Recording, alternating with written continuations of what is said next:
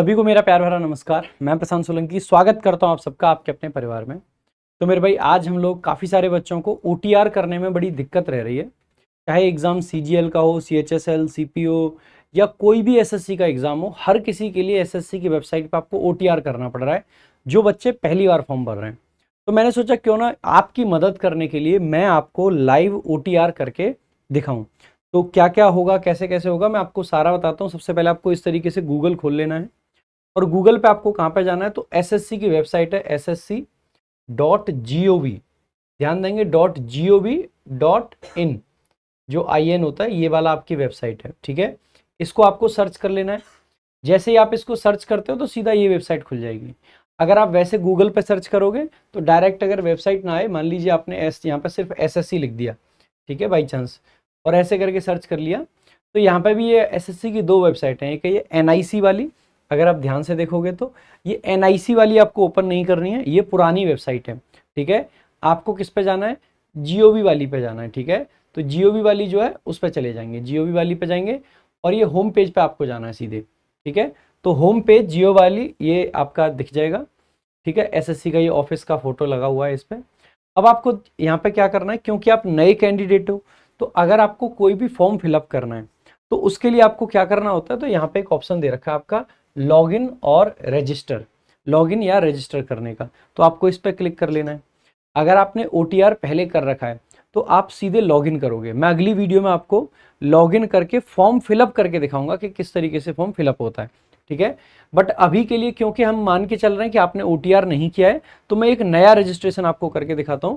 तो ओटीआर करने के लिए आपको क्या करना है, रजिस्टर नाउ कर लेना है, ठीक है।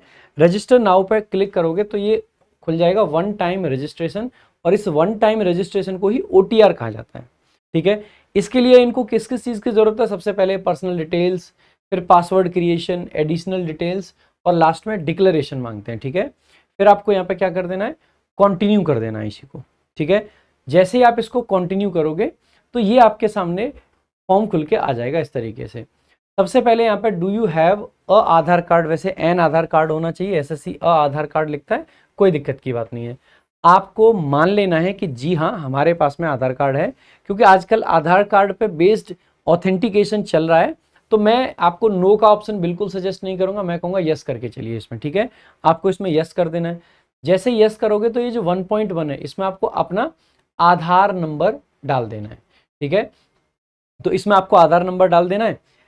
जो आपका आधार नंबर कहाँ पे लिखा होता है, आधार कार्ड पे नीचे लिखा होता है एकदम, ठीक है, सबसे नीचे बॉटम में आधार नंबर जैसे ही डालेंगे, फिर ये अगला ऑप्शन है आपको वेरीफाई करना है, ठीक है। तो यहाँ पे भी आपका आधार नंबर आपको डाल देना है और वही एग्जैक्ट आधार नंबर डालना है जो आपने ऊपर डाला हुआ है, ठीक है। तो जैसे ही ऐसे करोगे ये आप वेरीफाई हो जाएगा आपका। जैसे ये वेरीफाई हो गया तो आपको यहाँ पे I hereby state that I have no objection in authenticating myself with the Aadhaar based authentication, ठीक है। तो ये आपको कर देना है। जैसे ये करोगे तो यहाँ पे ऑप्शन है सेंड ओटीपी, आपको इसको क्लिक कर देना है। तो आप इसको क्लिक कर देंगे। जैसे ही ओटीपी वाले को आप क्लिक करोगे, ठीक है, तो आपके मोबाइल नंबर पे, जो भी आपका मोबाइल नंबर आधार कार्ड से लिंक है, उस पर आपका ओटीपी आएगा, ठीक है। और जो भी ओटीपी आपके सामने आता है आप उस ओटीपी को यहाँ पे फिल कर दोगे, ठीक है। तो इस जगह पे आपको ओटीपी को फिल कर देना है, ठीक है। तो ओटीपी फिल कर दोगे। तो जैसे ही आप ओटीपी को फिल करोगे तो फिर आपको क्या करना है, ओटीपी डाल दिया, वेरीफाई ओटीपी, आपने ओटीपी को वेरीफाई कर देना है। तो यहाँ पर सक्सेस लिखा हुआ आ जाएगा, इसको आपको ओके दबा देना है, ठीक है। ओके दबा दिया तो आपने ना ये वाला जो था ये आपने पूरा कर लिया, यहाँ तक आप वेरीफाइड हो। तो एक नंबर का कॉलम आपका वेरीफाइड है। अब आपको 2 नंबर पर बढ़ जाना है। 2 नंबर में क्या है, candidate name as per matriculation certificate, matriculation certificate के हिसाब से आपको अपना नाम यहाँ पे फिल कर देना है, ठीक है। जो कि मैंने यहाँ पे अपना नाम फिल कर दिया, ठीक है। तो ये आपका नाम आ गया। वेरीफाई कैंडिडेट नेम, जो आपका नाम था उसको यहाँ पे अगेन आपको क्या करना है, वेरीफाई कर देना है, ठीक है। स्पेलिंग्स आप चेक करते जाएंगे, जैसे यहाँ पे गलती हुई है कि डबल आर हो गया हमसे, तो ये ऐसी गलती आपको नहीं करनी है, जो एग्जैक्ट स्पेलिंग है वही आपको करना है, ठीक है। तो यहाँ पे आपको प्रशांत सोलंकी, जैसे मैंने अपना नाम फिल किया वैसे ही आपको करना है, दोनों जगह सेम होना चाहिए, ये बात आपको ध्यान रखनी है। और वही आपको फिल करना है जो आपकी 10th की मार्कशीट में, मैट्रिकुलेशन सर्टिफिकेट मतलब 10th की मार्कशीट। समटाइम्स क्या होता है, आपका आधार कार्ड में नाम में थोड़ा बहुत इधर उधर हो सकता है और मैट्रिकुलेशन वाला अलग, तो क्योंकि यहाँ पे मैट्रिकुलेशन वाला मांगा गया इसीलिए वही आपको डालना है, ठीक है। Have you ever changed name, मैं मान के चल रहा हूँ कि आपने भी कभी नाम नहीं बदला होगा, तो इसको नो करके चलेंगे, ठीक है। क्योंकि इसको नो कर रखा है तो यहाँ पे कुछ भी आपको लिखने की जरूरत नहीं है, ये आपके ब्लैंक रहेंगे। अगर बाई चांस आपने ये चेंज किया है कभी, तो यस का ऑप्शन करेंगे, तो न्यू नेम, ये जो चेंज नेम है वो लिखेंगे और वेरीफाई करेंगे नए नाम को। मान के चल रहा हूँ कि कोई चेंज नहीं किया है आपने, नो कर देंगे। इसके बाद में जेंडर आपको सेलेक्ट करना है। जेंडर सेलेक्ट करने के लिए जैसे ही सेलेक्ट को क्लिक करोगे, 3 ऑप्शन है, मेल, फीमेल, ट्रांसजेंडर। तो आपको जो भी आपका जेंडर है वो सेलेक्ट कर देना है तीनों में से ही, ठीक है। तो जैसे हमने मेल सेलेक्ट कर लिया, फिर अगला ऑप्शन जो चौथे में है वो है वेरीफाई जेंडर। जेंडर को वेरीफाई करने के लिए हमने फिर से मेल को सेलेक्ट कर लिया, ठीक है। यहाँ तक कोई दिक्कत आपको नहीं होनी चाहिए। इसके बाद में आपकी आ जाती है डेट ऑफ बर्थ, ठीक है, जो कि आपको किस फॉर्मेट में रखनी है, डीडी, यानी कि 2 डिजिट की डेट। मान लीजिए आपकी जो डेट है वो 2 तारीख है, तो आप सिर्फ 2 नहीं लिखोगे, वहां पर आपको 02 लिखना चाहिए। क्या लिखना चाहिए, 02। जैसे मान लीजिए मेरी क्या है, 20/10/96 है, ठीक है। तो 20 लिखेंगे, फिर 10 लिखेंगे, और सिर्फ 96 नहीं लिखना है, पूरा 1996 लिखना है, ठीक है। सो यहाँ पे इस तरीके से आपका फिल हो जाएगा, 20/10/1996 इस तरीके से, ठीक है। तो आप इसको फिल कर देंगे, ठीक है। प्रॉपर डेट आपको प्रॉपर फॉर्मेट में रखना है, ठीक है। अब इसमें फादर्स नेम आपको डाल देना है, ठीक है। तो फादर्स नेम फिल कर दोगे। हर चीज़ को ना एक तो डबल वेरीफाई कर रहे हैं ये लोग, ठीक है। और फिर इसको, अरे रुक जाओ, इतना ही होगा, एस आगे कुछ नहीं लिखना, ठीक है। यहाँ पे फिर इसको फिल कर देंगे, वेरीफाई कर देंगे इसी चीज़ को, ठीक है, जो ऊपर लिखा है आपने नाम उसी को, ठीक है। आगे मदर नेम फिर आपको डालना है,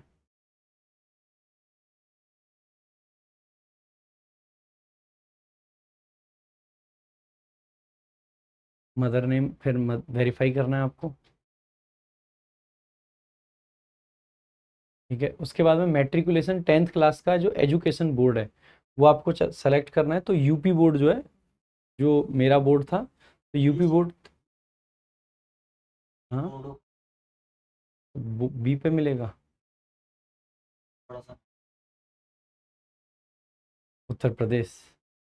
तो यूपी बोर्ड जैसे हमने सेलेक्ट कर लिया, फिर बोर्ड को वेरीफाई भी करवा रहे हैं, ये तो हर चीज़ को वेरीफाई करवा रहे हैं वैसे, उत्तर प्रदेश ये रहा।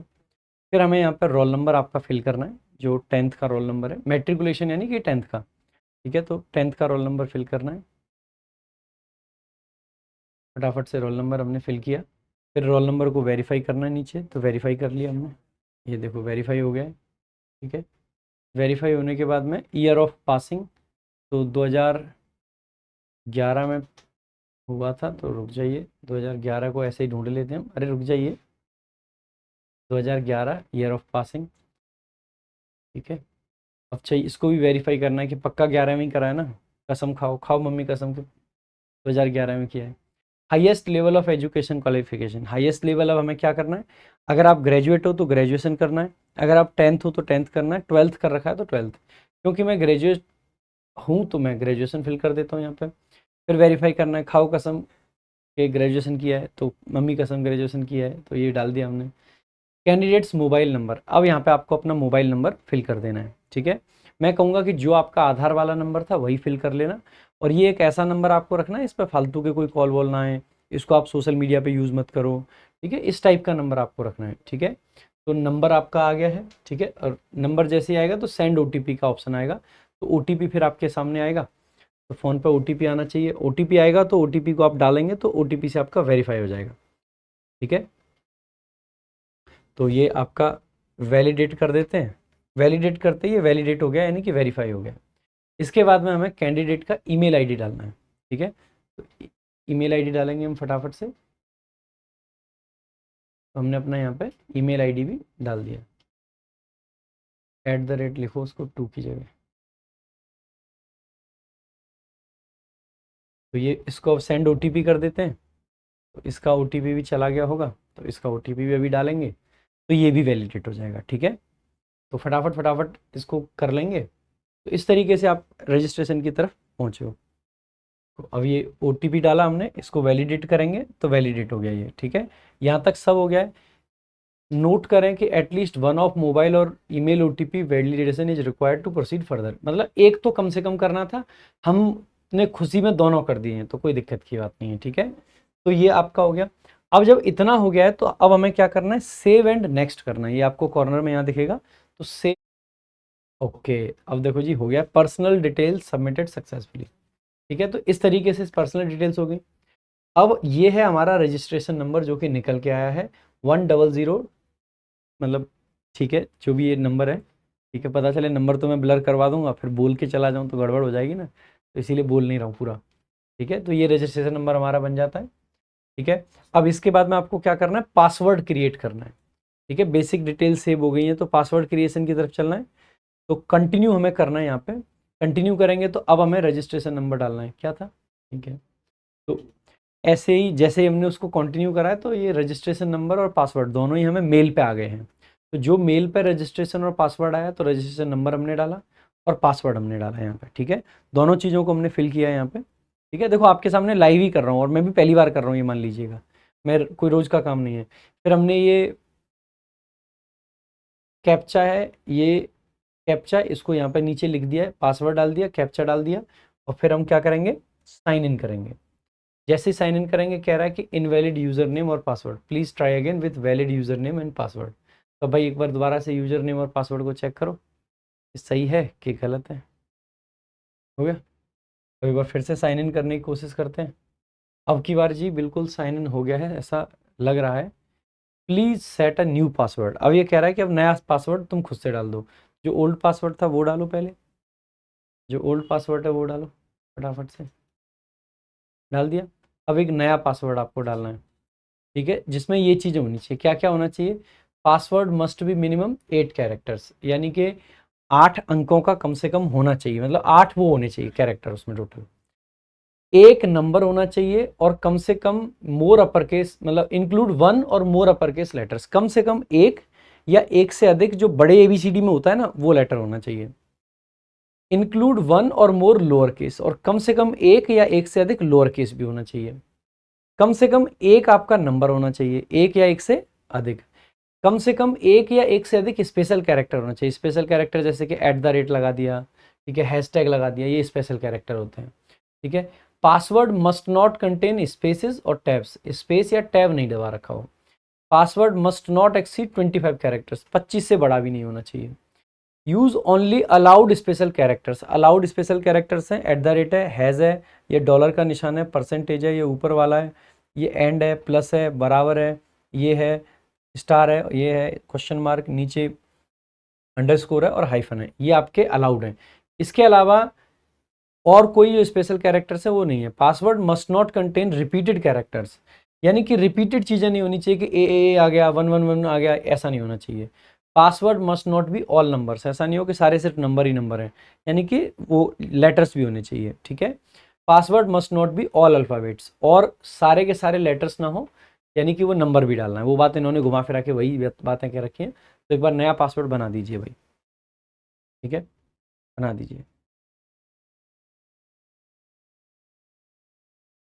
याद भी रख लेना, हमको काम आना है आगे। अभी सीजीएल का फॉर्म भी भरना है, याद रह जाएगा, ठीक है। देखो सारे ग्रीन हो गए एक ही बार में, भाई ने खतरनाक वाला पासवर्ड बनाया है, ठीक है। अभी हम इसी से वो भी भरेंगे, सीजीएल का फॉर्म भी भर के दिखाएंगे, सीएचएसएल का फॉर्म भी भर के दिखाएंगे, सीपीओ का फॉर्म भी भर के दिखाएंगे, जिससे कि आपको दिक्कत नहीं होनी चाहिए। जो दिक्कत होगी उसको हम झेलेंगे, ठीक है। पासवर्ड कंफर्म हो गया है और मैच कर गया है, ठीक है। अब note security question allows you to regain entry, एक सिक्योरिटी क्वेश्चन भी रहता है, तो ये क्वेश्चन भी आपको सेलेक्ट कर लेना है। कौन सा क्वेश्चन सेलेक्ट करोगे, ये ऑप्शन है कि आप कौन सी सिटी में जन्म हुआ था, ठीक है। What is your mother's maiden name, आपकी माँ का जो पहला नाम है वो क्या है। What is your favourite movie, what is the name of your first school, what is the name of your favourite book. इसमें कोई ऐसा नहीं है पुराने प्यार व्यार का नाम क्या है, ऐसा क्वेश्चन नहीं रखते क्या ये लोग। कुछ तो होना चाहिए था ना, ये सीक्रेट क्वेश्चन थोड़ा ना, ये तो हमारे अलावा और भी लोगों को पता होगा, है ना। ऐसा होना चाहिए कि आपके पहली प्रेमिका का नाम क्या है, ठीक है। ऐसे सीक्रेट क्वेश्चन बनाने चाहिए, तभी तो क्वेश्चन सीक्रेट होगा, है। ये तो कॉमन क्वेश्चन है, देखो। तो अब इसमें क्या डाल देते हैं, इस सिटी का नाम डाल देते हैं जहां पे हमारा जन्म हुआ था। चलो, हाँ, एम को कैपिटल रख लेते हैं, ठीक है। दूसरा question, what is your mother's, अच्छा उन्हीं में से दूसरा चूज करना है। मुझे लगा शायद हो सकता है इसमें अच्छा वाला क्वेश्चन हो, तो ऐसा इसमें भी नहीं है। तो फेवरेट मूवी डाल देते हैं, मूवी फेवरेट कौन सी है, ये तो बड़ा विचार करने का विषय आ गया। बट तुम 3 इडियट्स लिख दो। अबे ओ, एडिटर्स नहीं लिखना है, इडियट्स लिखना है आई से।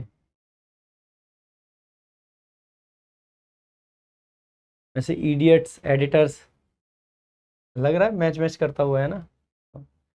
अब फिर क्या करना है, सेव एंड नेक्स्ट कर देना है, ठीक है। पासवर्ड क्रिएटेड सक्सेसफुली, पासवर्ड आपका सक्सेसफुली बन गया है। अब आपको बेसिकली क्या हो गया है कि अब आप वन टाइम रजिस्ट्रेशन आपका हो चुका है। अब रजिस्ट्रेशन नंबर डालना है, ठीक है। तो रजिस्ट्रेशन नंबर डालो, पासवर्ड डालो, फिर एक बार लॉगिन करते हैं।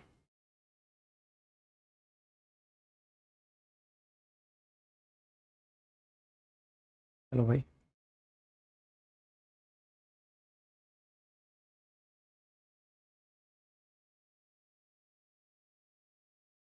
अब ये कैप्चा भी डालना है।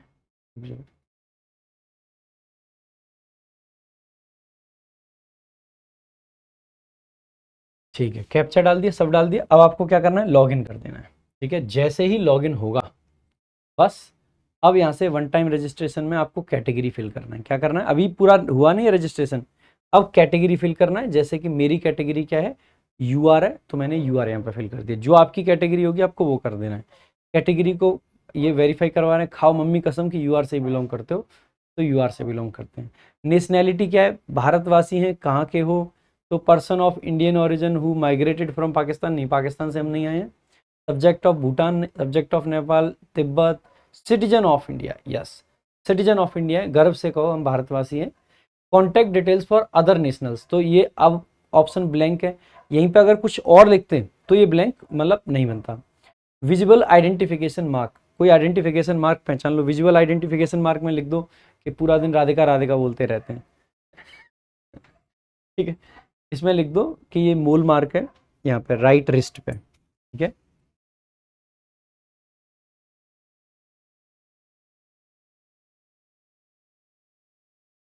ठीक है, ठीक है।